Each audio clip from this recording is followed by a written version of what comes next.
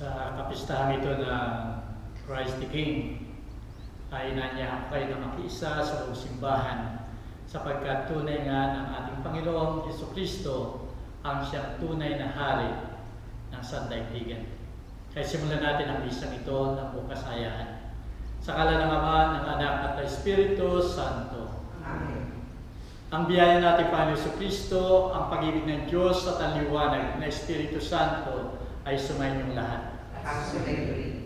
Minamahal ko mga kapatid sa pananampalataya, sa maraming pagkakataon sa ating buhay na hindi natin tinignan o isinabuhay ng ating Panginoon ang siyang tunay na hari at ibang hari ang ating binigyan ng pansin, ating sarili material na bagay, humingi tayo ng kapatawaran sa ating Panginoon. Ako'y nagkukumpisal sa Diyos na makapangyarihan at sa inyo mga kapatid, sapagkat lubak ang nagkasala sa isip, sa wika at sa gawa, at sa aking pagkukulang, dahil sa aking sala, sa aking pinakamalaking sala. Kaya sinasamo ko kay Santa Maria ang Labing Birhen, sa lahat ng mga anghel at mga santo, at sa inyo mga kapatid, na ako'y panalangin sa ating Panginoong Diyos. Kawan tayo ng makapangyarihan Diyos, patawarin tayo sa ating mga kasalanan, at patubayan tayo sa buhay na walang hanggan. Amen. Panginoon, maawa ka. Panginoon, maawa ka. Kristo, maawa ka. Kristo, maawa ka. Panginoon, maawa ka. Panginoon, maawa ka. Luwalhati sa Diyos sa kaitaasan, At sa luway kapayapaan sa mga taong may mabuting kalooban. Pinupuri ka namin, dinarangal ka namin, sinasamba ka namin, niluluwalhati ka namin, pinasasalamatan ka namin, dahil sa dakila mong kalwalhatian. Panginoong Diyos, Hari ng langit, Diyos amang makapangyarihan sa lahat, Panginoong Kristo, bugtong na anak, Panginoong Diyos, Kordero ng Diyos, Anak ng Ama, ikaw na nag-aalis ng mga kasalanan ng sanlibutan, maawa ka sa amin. Ikaw na nag-aalis ng mga kasalanan ng sanlibutan, tanggapin mo ang aming kahilingan. Ikaw na nalulubog sa kanan ng Ama, maawa ka sa amin. Sapagkat ikaw lamang banal, ikaw lamang Panginoon, ikaw lamang o Jesucristo ang kataas-taasan, kasama ng Espiritu Santo, sa kalwalhatian ng Diyos Ama. Amen. Manalangin tayo. O Diyos na makapangyarihan at walang hanggan, niloob mong magbagong anyo ang lahat ng bagay sa pamagitan ng iyong anak na mahal, Hari ng sansinukob. Gawin mo na ang lahat ng nilikha ay maligtas sa pangalipin ng masama, upang buong layang makapaglingkod sa iyo hanggang sa wakas. Alang-alang sa anak mo sa Jesucristo, Panginoon namin, nabubuhay at tagaharing kasama mo at ang Espiritu Santo, magpasawalang hanggan. Makinig tayo sa mga pagbasa. Unang pagbasa. Pagbasa mula sa aklat ni Propeta Ezekiel. Ito ang ipinasasabi ng Panginoong Diyos. Ako mismo ang maghahanap at mag-aalaga ng aking mga tupa. Kung paanong hinahanap ng pastor ang tupa niyang nawawala, gayon ko hahanapin ang aking tupa. Kukunin ko sila saan man sila itinapon noong panahon ng kanilang kasamaan. Ako mismo ang magpapastol sa kanila at hahanap ng kanilang pahingahan. Hahanapin ko ang nawawala. Ibabalik ang nalalayo, hihilutin ang napilay, palalakasin ang mahihina, at babantayan ang malulusog at malalakas. Ibibigay ko sa kanila ang kailangan nilang pagkain. Sa inyo, aking kawan, ito ang sinasabi ko na inyong Diyos na Panginoon. Ako ang magiging hukom ninyo. Pagbubukurin ko ang mabubutit masasama, ang mga tupa at mga kambing. Ang salita ng Diyos. Salamat sa Diyos. Salmong tugunan ang ating pong itutugon. Ang Panginoon ay aking pastol, hindi ako mangangailangan ng anuman. Ang Panginoon ay aking pastol, hindi ako mangangailangan ng anuman. Panginooy aking pastol, hindi ako magkukulang. Ako'y pinahihimlay sa mainam na pastulan. Tugon. Ang Panginoon ay aking pastol, hindi ako mangangailangan ng anuman. At inaakay niya ako sa tahimik na batisan. Binibigyan niya ako ng bagong kalakasan at sang-ayon sa pangako na kanyang binitiwan. Sa matuwid na landasi, doon ako inakay. Tugon. Ang Panginoon ay aking pastol, hindi ako mangangailangan ng anuman. Sa harapan ng lingkod mo, ikaw ay handang dulang. Ito'y iyong ginagawang nakikita ng kaaway. Nalulugod ka sa akin na ulo ko ay langisan, at pati na ang kalis ko ay iyong pinapaapaw. Tunay na ang pag-ibig mo at ang iyong kabutihan. Doon ako sa templo, sasakay tataglayin habang ako'y nabubuhay. Doon ako sa templo mo, lalagi at mananahan. Tugon. Ang Panginoon ay aking pastol, hindi ako mangangailangan ng anuman. Pagbasa mula sa unang sulat ni Apostol San Pablo sa mga taga-Korinto. Mga kapatid, si Kristo'y muling binuhay bilang katibayan na muling bubuhayin ang mga patay. Kung paanong dumating ang kamatayan sa pamamagitan ng isang tao, gayon din naman dumating din ang muling pagkabuhay sa pamamagitan ng isang tao. Sapagkat kung paanong mamamatay ang lahat dahil sa kanilang kaugnayan kay Adan, gayon din naman mabubuhay ang lahat dahil sa kanilang kaugnayan kay Kristo. Ngunit ang bawat isa'y sa kanya-kanyang daktang panahon. Si Kristo ang pinakauna sa lahat. Pagkatapos ang mga kay Kristo sa panahon ng pagparito niya, at darating ang wakas. Pagkatapos malupig ni Kristo ang lahat ng kaharian, pamahalaan at kapangyarihan, at ibibigay niya sa Diyos at Ama ang paghahari. Sapagkat si Kristo'y dapat maghari hanggang sa malupig niya ang lubusang mapasuko ang kanyang mga kaaway.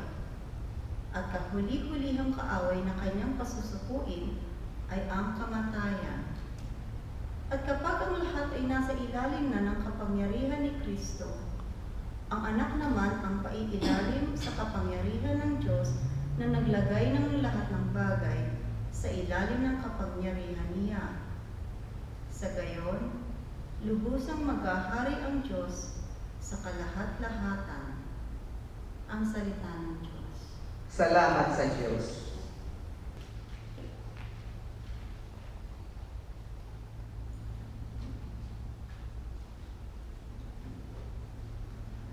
Alleluia, Alleluia. Pinagpala ang dumarating sa ngalan ng Panginoon. Pinagpala ang kahariang dumarating ng ating ninunong si David. Alleluia.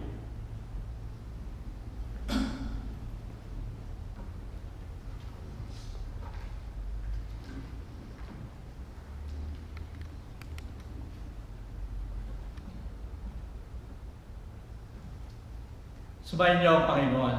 Ang sumainyo'y. Ang pagbasa sa Banal na Ebanghelyo ayon kay Mateo. Walhati sa iyo, O Panginoon. Nang panahon yun, winika ni Jesus sa kanyang mga alagad. Pagdating ng anak ng tao, sa kanyang kalwalatian na kasamang lahat ng mga anghel, siya ay uupo sa kanyang maluwalhating luklukan. Sa harapan niya ay titipunin ang lahat ng bansa at pagbubukod-bukurin niya sila, katulad ng ginawa ng pastol sa paghiwalay ng mga tupa sa mga kambing. Ilalagay niya ang mga tupa sa kanyang kanan at ang mga kambing sa kanyang kaliwa. Pagkatapos ay sasabihin ng hari sa mga nasa kanan, "Halina, o mga pinagpala ng aking Ama, tanggapin ninyo ang kaharian na inihanda sa inyo mula pa ng lalangin ang daigdig. Sapagkat ako'y nagutom at pinakain ninyo ako. Ako'y nauhaw at pinainom ninyo ako. Ako'y naging dayuhan at pinatuloy ninyo ako. Ako'y naging hubad at dinamtan ninyo ako. Ako'y nagkasakit at dinalaw ninyo ako. Ako'y nabilanggo at pinaroonan ninyo ako. Kung magkagayon ay sasagutin siya ng mga matuwid, Panginoon, kailan ka namin nakitang nagugutom at pinakain ka namin? Unauuhaw at pinainom ka namin. Kailan ka namin nakitang isang dayuhan at pinatuloy ka namin? O naging hubad at dinamtang ka namin? Kailan ka namin nakitang may sakit o nasa bilangguan at dinalaw ka namin? At tutugunin niya sila. Tunay na sinasabi ko sa inyo, na anuman ang inyong gawin sa isa sa aking pinakamaliit na kapatid na ito, ay ginawa ninyo sa akin. Pagkatapos ay sasabihin niya sa mga nasa kaliwa, magsilayo kayo sa akin, kayong mga sinumpa sa apoy na walang hanggan, na inihanda sa dyablo at sa kanyang mga anghel. Sapagkat ako'y nagutom at hindi niyo ako pinakain. Ako'y nauhaw at hindi niyo ako pinainom. Ako'y naging dayuhan at hindi niyo ako pinatuloy. Ako'y naging hubad at hindi niyo ako dinamtan. Ako'y nagkasakit at nabilanggo at hindi niyo ako dinalaw. Kung magkagayon sila man ay magtatanong ng ganito, Panginoon, kailan ka namin nakitang nagugutom o nauuhaw, dayuhan o hubad, may sakit at bilanggo, at hindi ka namin pinaglingkuran? At tutugunin niya sila, tunay na sinasabi ko sa inyo, na anumang hindi niyo ginawa sa isa sa pinakamaliit na ito, ay hindi niyo ginawa sa akin. At ang mga ito ay sasadusang walang hanggan, ngunit ang mga tuwid ay sa walang hanggang buhay. Ang salita ng Diyos. Purihin ka, O Kristo.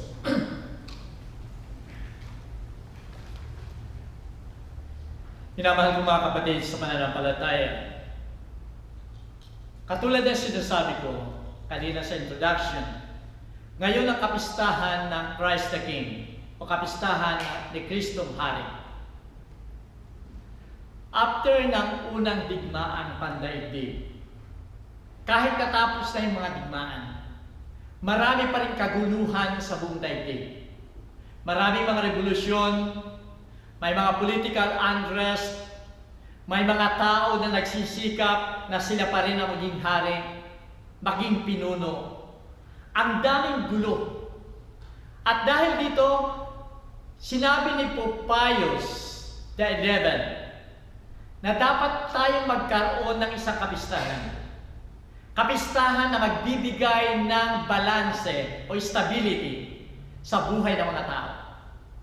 Kaya sabi niya, inintroduce niya sa buong simbahan sa buong daigdig ang kapistahan ni Kristong Hari o Christ the King. Ang sabi niya, dahil ang mga tao hindi nila alam kung babalik pa sa tunay na kapayapaan, ibibigay natin sa kanila ang pag-asa. At magkakaroon lang ng pag-asa kung mayroong isang tunay na hari na siyang magbibigay sa kanila ng future nila, kaligayahan, kaginawahan, kapayapaan. At yung stability na yon, ang makakapagbigay lamang ay ang ating Panginoon bilang hari. Secondly, ang sabi niya, dahil sa digmaan, naranasan nila yung patayan, ang daming gulo sa buong daigdig. Ang daming tao na wala ng pag-asa. Ang daming tao na nagkaroon ng depression. At ang sabi nila, mayroon pa bang pag-asa? Dahil natapos na yung gera, naririto pa rin yung kaguluhan. May pag-asa ba sa ating buhay? Kaya sabi ni Pope Pius XI, ang sabi niya, dahil sa Kristong Hari, mayroong isang Diyos, mayroong isang Hari na nagmamahal pa rin sa lahat. Sa kabila ng nararanasan lang sufferings, trials sa kalambuhay dahil sa digmaan na nakaraan. Minamahal ko mga kapatid, kung ito ang reason ni Pope Pius XI para i-introduce yung Christ the King, kapistahan ito. Sa panahong ito, sa taong ito, ay very relevant yung kapistahan ng Christ the King. Napaka-importante at napakahalaga. Sapagkat simula noong Pebrero ng taong ito, nang malamang may COVID-19, nagkagulo ang buong mundo. Lahat ng gobyerno ay nagkagulo. Hindi nila alam kung saan sila kukuha ng gamot. Hindi nila alam kung paano yung mga tao ay magiging stable dahil hindi na alam ng bawat isa kung anong gagawin. Nawalan ng trabaho ang karamihan. Yung mga businessmen ay nawalan ng mga business. Nagsara sila. Dito ngayon ay nagkagulo ang buong gobyerno sapagkat nais nilang balansehin kung paano nila susuportahan materially, pagkain, financial ang mga tao. At the same time, gusto lang ibalanse yung economy ng gobyerno. Kaya naroon lahat ng resources ay kinukuha nila para isuporta sa mga tao. At the same time, gusto nilang bumangon yung economy para mabuhay pa rin ang bansa. Kung ito ang nangyayari sa daigdig na ito, sa taong ito, yung sinasabi ni Pope Pius XI ay napakahalaga. Sapagkat kung may Kristo, may Diyos, na sa katapusan ay magbibigay ng stability ito'y nangangahulugan na may pag-asa pa tayo. Yung gamot sa COVID-19 ay darating sa atin sa tamang panahon. Yung mga tao na nawawala ng pag-asa ay magkakaroon pa rin ng pag-asa. Yung mga tao na nawawala na ng pag-asa sa sarili o kaya sa sarili ay naroon pa rin kung sila ay tunay na sasampalataya sa Diyos. Yun ang magbibigay sa kanila pa rin ng lakas para bumangon sa lahat ng nangyayari sa kanila. Yung mga nagkaroon ng sakit, yung mga namatayan, ang lahat ng ito ay napakahirap tanggapin. Pero kung mayroong isang Kristong hari na nangangako, ano man ang mangyari sa inyo, magkasakit ka man, ikaw man ay magkaroon ng kamatayan, ako pa rin ang inyong hari, ako pa rin ang Diyos na tatanggap sa lahat ng ito. Kaya napakahalaga ang Christ the King ngayong panahon ito. At kung titignan natin, napakahalaga sapagkat ang ating Panginoon ang nangangako ng bawat kaligayahan ng tao. Kung ang ating Panginoon ang siyang nagbibigay ng stability, sa banal na ebanghelyo ngayon ay napakaganda pa rin. Napakaganda in the sense na siya ay ini-introduce dito na sa katapusan siya ang iisang hari. Mawawala ang lahat ng hari ng daigdig, pero siya lamang ang mananatiling hari. At sa kabila ng pagbibigay sa atin ng pag-asa, siya ay magiging judge sa atin. Ang lahat ng gumawa ng kabutihan ay bibigyan niya ng gantimpala. Ang lahat ng gumawa ng kasamaan ay parurusahan. At ito'y napakaliwanag sa banal na ebanghelyo ngayon. Sa banal na ebanghelyo ngayon ay isa lamang ang sinasabi ng ating Panginoon in the last judgment. Napakaganda ng timing. Sapagkat ngayon ang huling linggo ng liturgical year ng simbahan. At ito ay sinisimbolize niya yung katapusan ng daigdig. At yung sa katapusan ng daigdig, isang hari lamang sa atin ang mag-judge. At ang katanungan nga lamang, ano ang ginawa mo sa iyong kapwa?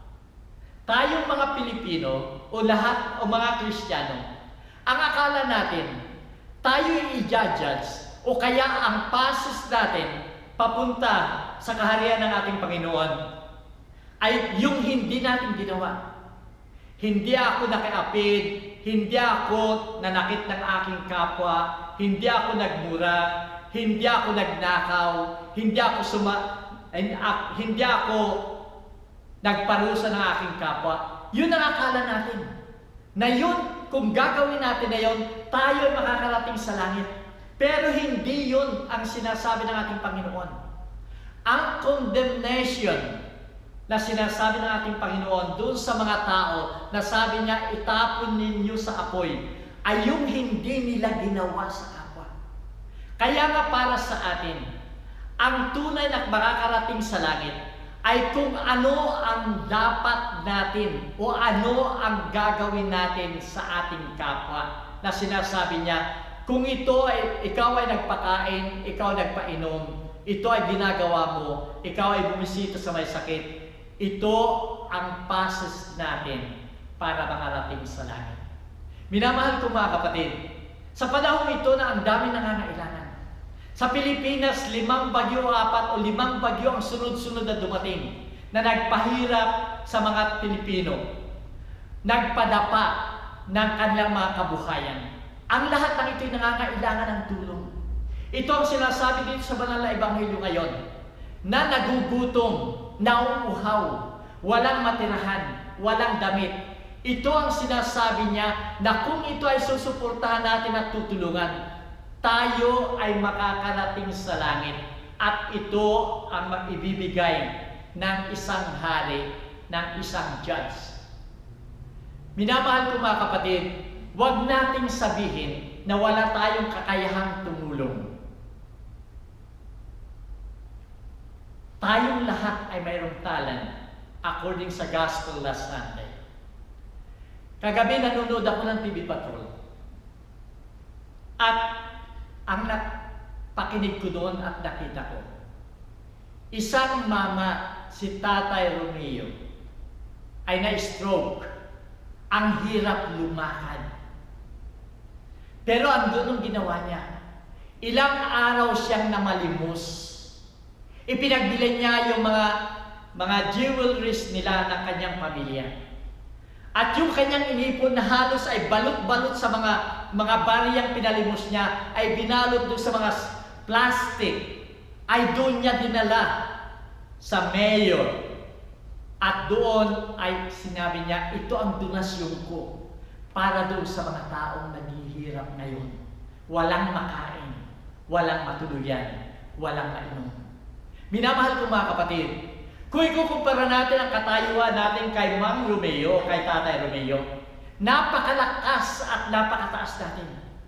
Siya ay walang bank book, pero tayo may bank book. Tayo may mga credit card na ang lalaki ng allowance niyan. Mayroon tayong mga kabuhayan, may mga properties tayo, kaya huwag natin sabihin na wala tayong kakayahan na tumulong sa ating kapwa. Minamahal ko mga kapatid, ang Diyos ang nakakaalam sa bawat isa sa atin. Kung ito nga na may sakit ay nagawa niyang tumulong, tayo pa kaya ang hindi makakatulong? Minamahal ko mga kapatid, sana kung magagawa natin ito, alalahanin natin ang sinasabi ng ating Panginoon doon sa mga tao na tumulong. Halina o mga pinagpala ng aking Ama, tanggapin ninyo ang kaharian na inihanda sa inyo simula pa ng lalangin ang daigdig.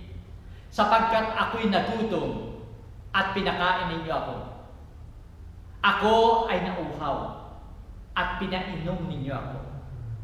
Ako'y naging dayuhan at pinatuloy ninyo ako. Ako'y naging hubad at dinamtan ninyo ako. Ako ay may sakit at nasa bilangguan at dinala ninyo ako. Minamahal ko mga kapatid, kung ito'y natin magagawa natin, ito ang panahon na ang dami nangangailangan ng tulong. Tumulad tayo kay Kristo na hinanap niya yung mga taong nangangailangan ng tulong upang makapagbigay siya ng tulong. At ito ang tunay na daan papunta sa kaharian ng ating Ama.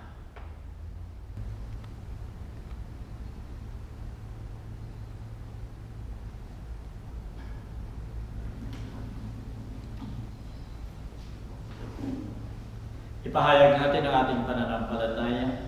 Sumasampalataya ako sa Diyos sa mga makapangyarihan sa lahat, na may gawa ng langit at lupa. Sumasampalataya naman ako kay Jesucristo, ang iisang anak ng Diyos, Panginoon nating lahat. Nagkatawang tao siya, lalak ng Espiritu Santo, ipinanganak ni Santa Maria Virgen, pinagpakasakit ni Poncio Pilato, ipinako sa krus, namatay, ibinaon, nanawag sa mga impyerno, nang may katlong araw, nabuhay na muli, umakyat sa langit, naluluklok sa kanan ng Diyos sa mga makapangyarihan sa lahat. Doon magmumula palilito at hukom sa nabubuhay at nakamatay na tao. Sumasampalataya naman ako sa Diyos Espiritu Santo, sa Santa Iglesia Katolika, sa kasamahan ng mga santo, sa ikawawala ng mga kasalanan, mabubuhay na maguli ang nakamatay na tao, at may buhay na walang hanggan. Amen. Panalangin ng bayan. Manalangin tayo kay Kristong Hari. Siya ang panganay sa lahat ng nilikha. Ang lahat ng bagay nilikha dahil sa Kanya. Buong pagtitiwala natin sagutin. Panginoon, mapasa amin nawa ang kaharian mo. Panginoon, mapasa amin nawa ang kaharian mo. Ama, ipagtanggol nawa ng mga pastol ng simbahan ang mahihina at mga naliligaw ng landas ayon sa halimbawa ng iyong anak na si Jesus. Manalangin tayo. Panginoon, mapasa amin nawa ang kaharian mo. Ama, ipuin mo ang puso ng mga namumuno sa pamahalaan at pamayanan upang maglingkod sila ng may pagkumbaba at pagpamasalasakit, lalo na sa mga aba at mga api sa panahong ito ng pandemya. Manalangin tayo. Panginoon, mapasa amin nawa ang kaharian mo. Ama, kilalanin nawa ng lahat ng tao si Jesus bilang prinsipe ng kapayapaan upang ayon sa turo ni Apostol Pablo, magwakas ang alitan at iyong kawan ay maging isang bayan. Manalangin tayo. Panginoon, mapasa amin nawa ang kaharian mo. Ama, tulungan mo ang aming bansang Pilipinas na nagdurusa at nangangailangan dahil sa COVID-19 at mga bagyong nagdaan.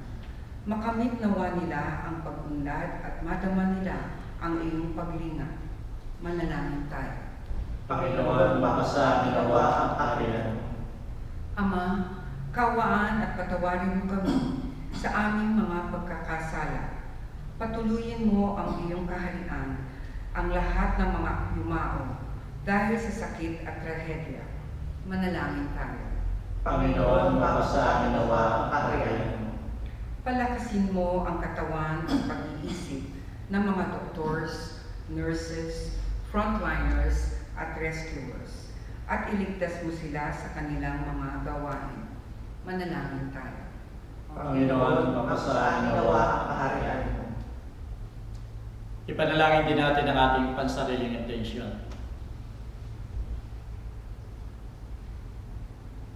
Ipanalangin natin yung mga kababayan natin sa Pilipinas na hanggang ngayon ay nangangailangan ng tulong, walang makain, walang matulugan, walang damit. Yung iba, sana ay huwag silang mawala ng pag-asa na mayroong isang hari na magbibigay ng tulong sa kanila.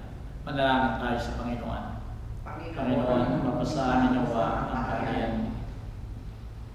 Dinggin mo ang aming mga panalangin, Panginoong Hesus, upang mabuhay kami bilang mga tapat mong tagasunod na naghahayag na Ikaw ang tanging Panginoon at Hari sa pamamagitan ng paglilingkod namin sa kapwa.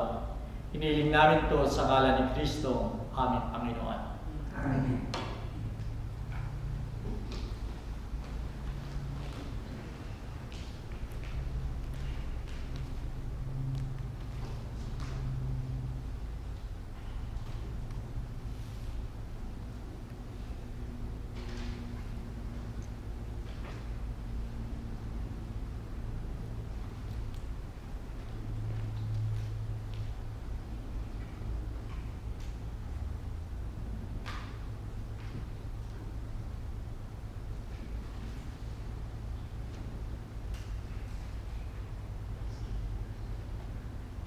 Purihin ka pa ng Diyos sa lahat ng kinapal sapagkat siyang kabutihan ay tinanggap namin ang tinapay na inialay sa iyo. na galing sa lupa at pinagpaguran ng tao, upang maging tinapay na magdudulot sa amin ng buhay na walang hanggan. Purihin at ipagdangal ang Diyos magpakailanman.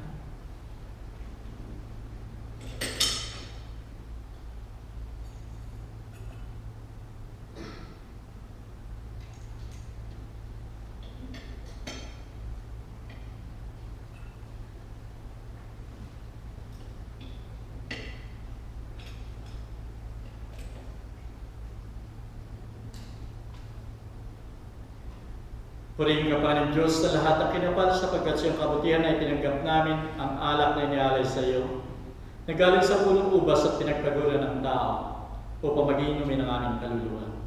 Purihin at ipagdangal ang Diyos pagpakailanman.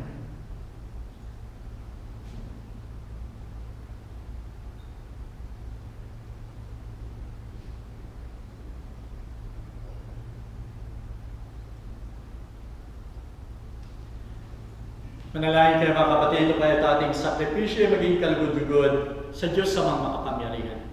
Tanggapin nawa ng Panginoon sa Kristo sa ibang kamay. Sa kapurihan niya at karangalan sa ating kagagaling at nauniyang Iglesia na. Inaalay namin sa iyo, Panginoong may kapal ang handog na ito bilang tanda ng aming pakikipagkasundo sa iyo. Isinasamo sa iyo na ang lahat ng bansa ay pagkalooban sana ng iyong anak ng pagkakaisa at kapayapaan. Hiniling namin to sa ngalan ni Kristo, aming Panginoon. Amen. Sumayin niyo ang Panginoon. At sumayin. Isipin ninyo at mahalin ang Diyos. Inisip namin siya at pinamahal. Pasalamatan natin ang Panginoon nating Diyos. Marapat at matuwid. Tunay ngang marapat at matuwid ang kupat at kagaling na magpasalamat kaming lagi sa iyo, Mang Banal, Diyos na makapangyarihan at walang hanggan. Pinahiran mo ang iyong anak na bugtong, si Jesucristo, naming Panginoon, ng langis ng kaligayahan, upang maging paring walang hanggan at hari ng sanlibutan, upang sa kanyang pag-aalay ng sarili sa dambana ng krus bilang kalinis-linisang handog sa kapayapaan, ay maganap niya ang pagtubos sa sangkatauhan at maiharap sa iyo ang isang walang hanggang kaharian, na puspos ng katotohanan at buhay, isang kaharian na puno ng kabanalan at biyaya, isang kaharian na tigib ng katarungan, pag-ibig at kapayapaan.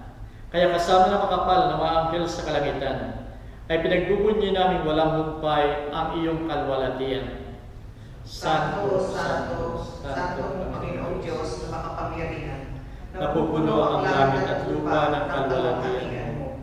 Husana sa kaitaasan, pinagpala ang nakalilito sa ngalan ng Panginoon. Husana sa kaitaasan. Ikaw nga, Panginoon, ay tunay na banal at sa'yo nagmumula ang lahat ng kabanalan. Paspasan mo sana mga kaloob na ito sa pamagitan ng iyong Espiritu, upang sa aming kapapanuto ay maging katawan at dugo ni Jesucristo, aming Panginoon. Bago siya pahirapan at magpakasakit, kinuha niya ang tinapay. Nagpasalamat sa iyo. Hinati yun at ibinigay sa kanyang mga alagad na ang bika. Tanggapin ninyong lahat ito at kanin. Ito ang aking katawan na ihahandog ng dahil sa inyo.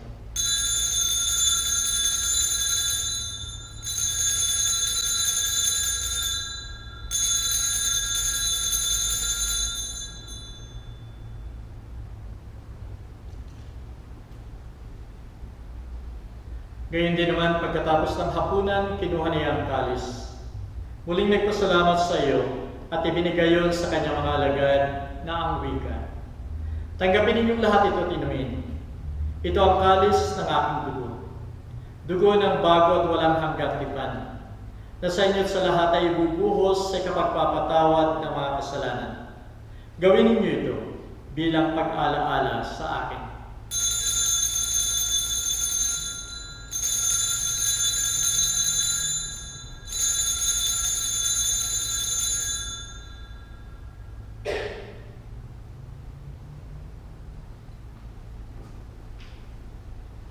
Ipagdangal natin ang sakramento ng ating pananampalataya. Si Kristo'y namatay, si Kristo'y nabuhay, si Kristo ay babalik sa wakas ng panahon. Kaya sa paggunita sa kamatayan at muling pagkabuhay ng iyong anak, hinalay namin sa iyo, Ama, ang tinapay na nagdudulot ng buhay at ang kalis na nagbibigay ng kaligtasan. Nagpapasalamat kami sa iyo sapagkat minarapat mo kaming tanggapin sa mahal mong harapan upang maglingkod sa iyo. Pakumbabang sinasama namin na kami makikinabang ng katawan at dugo ni Kristo ay pag-isahin ng Espiritu Santo. Alalahanin mo, Panginoon, ay iyong simbahan sa buong daigdig, kasama sa Santo Papa si Francisco, aming Arsobispo si Anthony at lahat ng mga pare. Gawin mong ganap ang iyong simbahan sa buklo ng pag-ibig. Alalahanin mo rin ang aming mga kapatid na nahimulay at umaasang muling mabubuhay at lahat ng mga yumaang.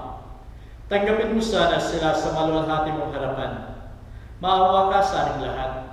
Gawin mo kaming marapat na pumasok sa buhay na walang hanggan, kasama ni Maria, Biring Ina ng Diyos, kasama ng mga apostol at lahat ng mga banal, na tumupad na iyong kalooban sa lahat ng panahon upang magpuri sa iyo, alang-alang kay Jesucristo ng anak mo. Sa pamagitan ni Kristo, kasama niya sa Kanya, o Diyos sa mga makapangyarihan, ikaw ay pinupuri at ipinagdaramal kay isa na Espiritu Santo, magkasawalang hanggan. Amen.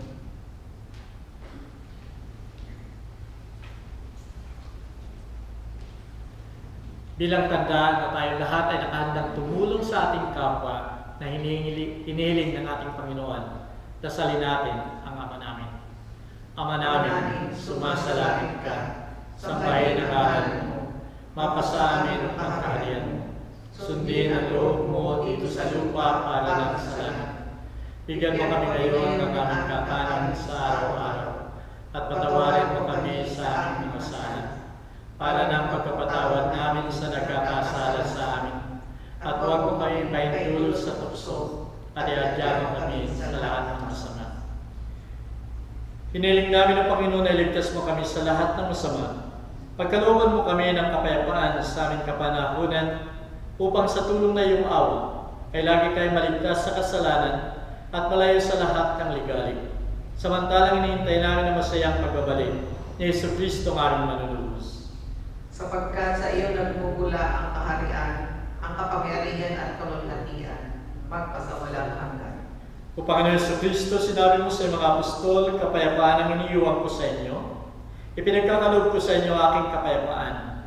Huwag sana sa alang-alang ang aming mga pagkakasala, kundi ang pananampalataya na iyong simbahan. Pagkalooban mo siya ng kapayapaan at pagkakaisa, ayon sa kasisiya na iyong kalooban, nabubuhay ka tagahari, magpasawalang hanggan. Amen. Ang kapayapaan ng Panginoon ay laging sumainyo. At sumainyo. Magbigay tayo ng kapayapaan sa bawat isa.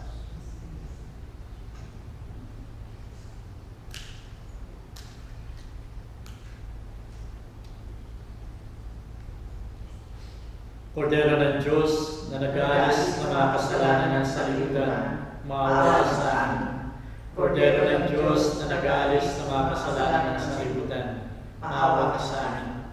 Kordero ng Diyos na nag-aalis ng mga kasalanan ng sanlibutan, ipagkaloob mo sa amin ang kapayapaan.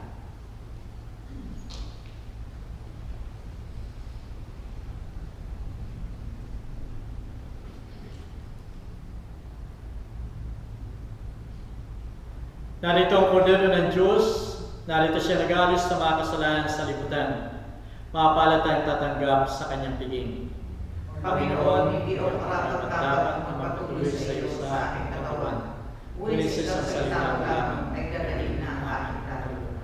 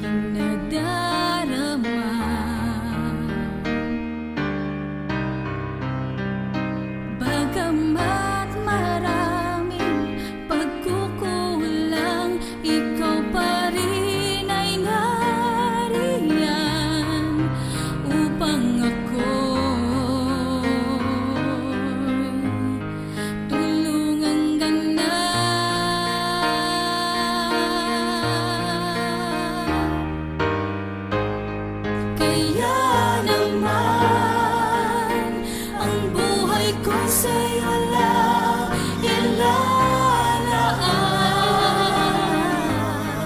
upang maparangalan ang pangalan mo. Sa'yo lamang ako lubos na magtitiwala, sapagkat ikaw ang malilikha.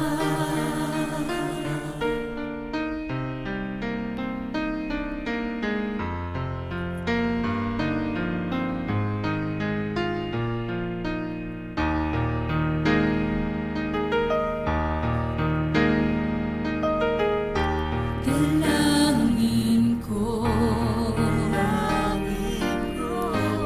pusong dalisan, malikhain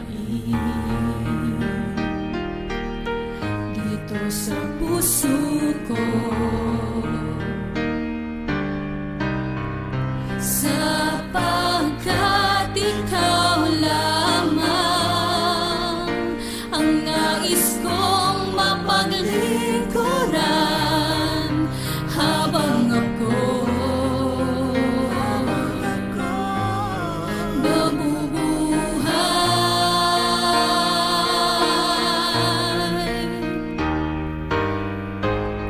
Kaya naman ang buhay ko sa'yo lang ilalaan, upang maparangalan ang pangalan mo. Sa'yo lamang ako lubos na magtitiwala, sapagkat ikaw ang malilikha.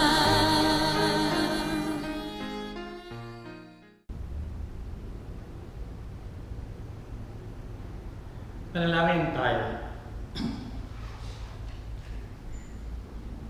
Tinanggap namin, Panginoon, ang pagkain ng buhay na walang hanggan. Hiniling namin na kaming nagmamapuring lumaban sa ilalim ng bandila ni Kristong Hari, ay magharing kasama niya sa langit na bayan, alang-alang kay Kristong aming Panginoon. Kasabay na ang aking pasalamat sa pagdala niyo sa mga misang ito, saan man kayo naroon, ay kasabay yung aking appeal para doon sa mga typhoon victims sa Pilipinas, na nakapagpadala na ako tayo sa Bicol, sa Mindoro.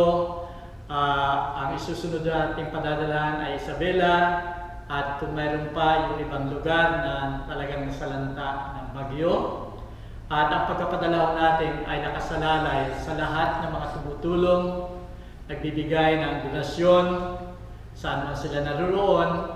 Alam ko na katulad ng sinabi ko, tayong lahat ay may kakayahan na tumulong sa ating kapwa, at ang pagtulong ay walang katapusan. Sana bigyan natin ng pansin ang kahilingan at aral ng ating Panginoon, ang Kristong Hari. Sumayin niyo ang Panginoon. Naway pagpalain kayo ng makapangyarihan Diyos Ama, Anak at Espiritu Santo.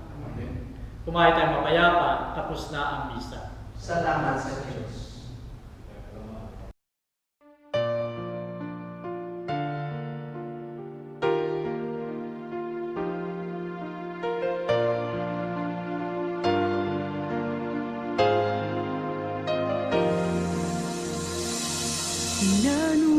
Nanunumbalik sa iyong paglingap, dinadalangin ang iyong pagtanggap, hinahanap ang iyong katwiran, niyayakap ang iyong kalooban. Maghari ka,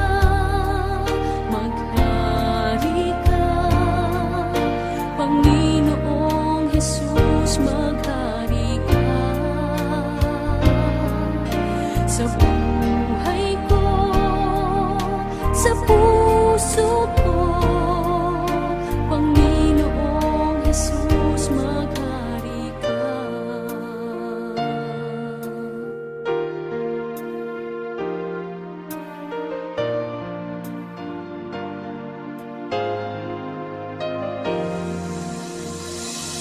Nanunumba